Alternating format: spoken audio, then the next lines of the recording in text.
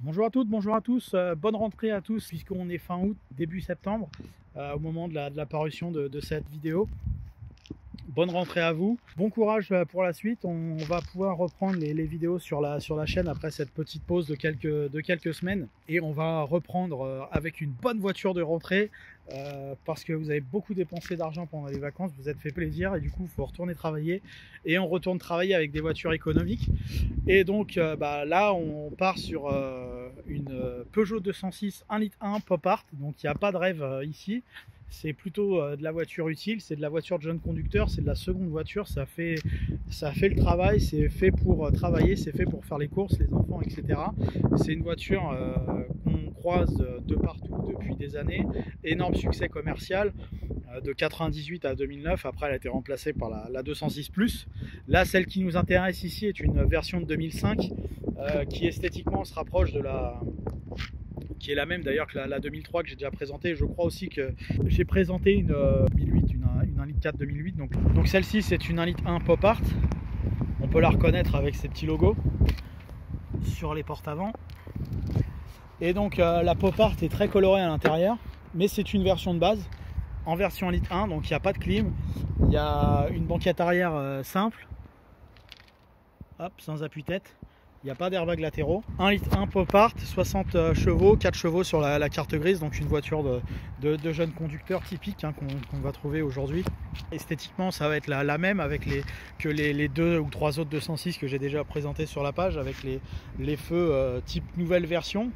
Sur les 206 98 2003, c'était un petit peu différent. La voiture, la 206, reste malgré tout très prisée encore aujourd'hui sur le marché de l'occasion. Donc cette version en couleur gris cendré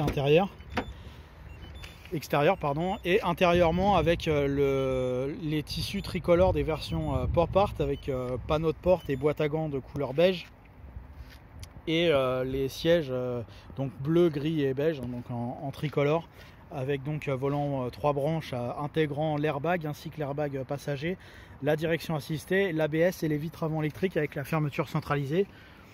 C'est à peu près tout ce qui compose la pop art, donc ça va assez vite du point de vue de l'équipement. La partie coffre est assez moyenne sur la 206. On trouve un petit peu mieux dans la concurrence. Et c'est surtout moi les places arrière que je trouve assez petites sur la 206 hein, par rapport à d'autres voitures de la gamme. Il y a deux petits soucis à l'avant, on s'y sent très bien grâce au pare-brise très incliné et au tableau de bord assez profond.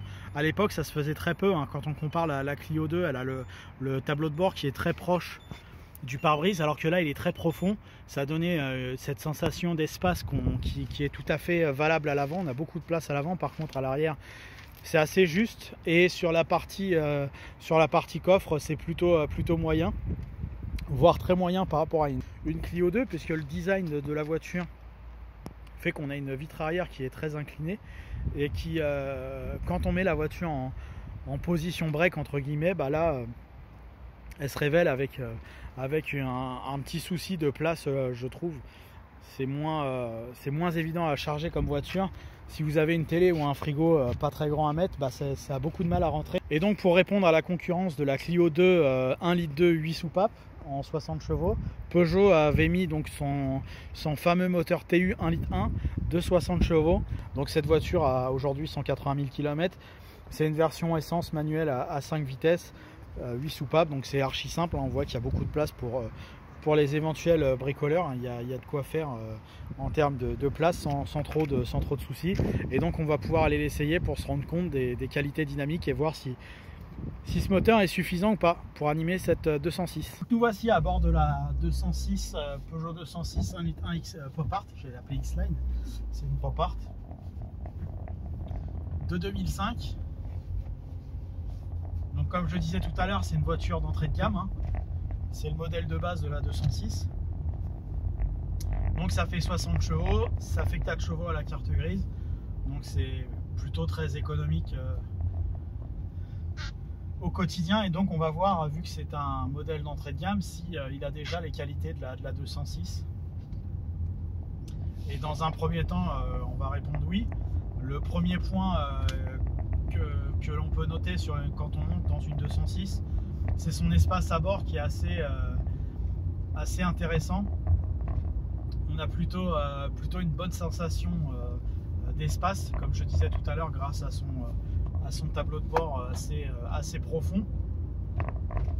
Et on a une belle surface vitrée. À l'époque, c'était assez novateur, et je pense qu'ils ont vendu beaucoup de 206 grâce à ça.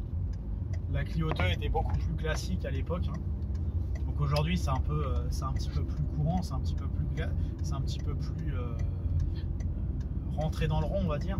Mais à l'époque en tout cas c'était très novateur, ce tableau de bord assez profond. Après le confort du siège est assez moyen, je dirais. Mais pour une voiture de ville, ça reste correct.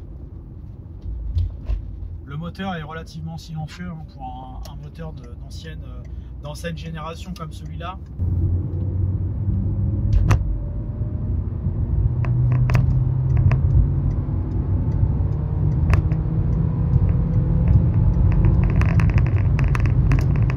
Donc vous l'aurez compris, c'est pas une Formule 1.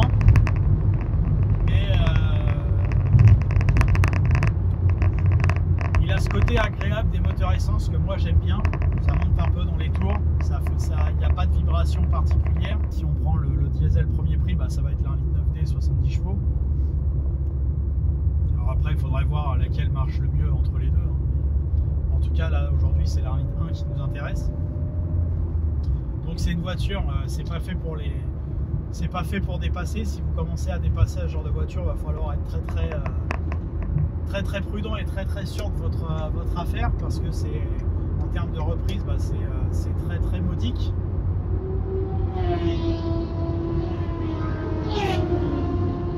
Là, c'était la course de moto. Le Grand Prix est fini. En termes de vitesse, là on est en côte, je suis à 100 km/h, j'écrase l'accélérateur en 5e, et la voiture malgré tout continue de monter un petit peu en vitesse. Voilà, j'ai pris 10 km/h en je sais pas combien de temps, 40 secondes, 45 secondes en côte. Donc c'est une voiture qui peut prendre 150, 160 en vitesse de pointe, hein. Donc sur autoroute ça peut y aller. Par contre c'est plutôt très lent comme accélération.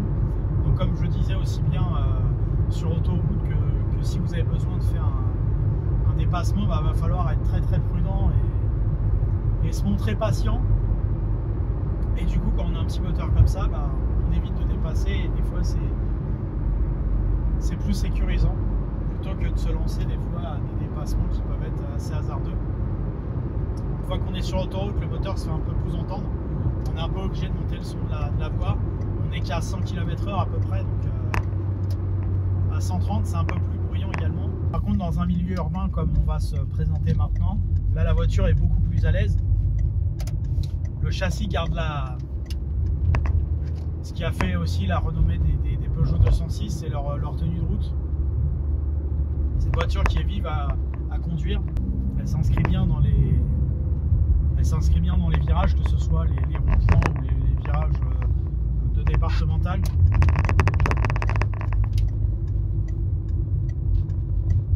Peugeot marque beaucoup de points avec ce créneau-là. Le roulis est bien maîtrisé.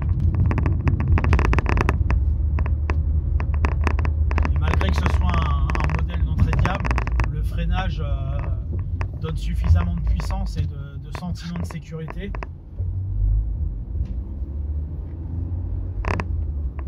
Puisque sur cette voiture de base, on est sur des tambours à l'arrière, des disques de frein à l'avant et tambours à l'arrière. Donc c'est une technologie qui est bien plus ancienne et théoriquement moins performante, mais en tout cas la sensation à la conduite, il n'y a pas de danger particulier à mener cette voiture. Et quand on utilise la voiture comme maintenant en 3e vitesse et qu'on repart comme je l'ai fait là à 20 km/h, le moteur reprend et vous fait monter directement à 50 sans forcer, sans vibration. Donc ce côté là est plutôt agréable sur cette voiture. Pour moi le diesel n'est pas du tout nécessaire à acheter sur une petite voiture de ville comme ça, vaut mieux une essence, et ça se confirme. La consommation de carburant va certes être un petit peu supérieure qu'une 1,4 HDI, mais on va tourner aux alentours de 6 litres au 100, donc c'est pas votre banquier ne va pas vous appeler pour ça. Après, les déformations de la route, elles s'entendent un petit peu. Mais rien de très dramatique non plus hein, de ce côté-là.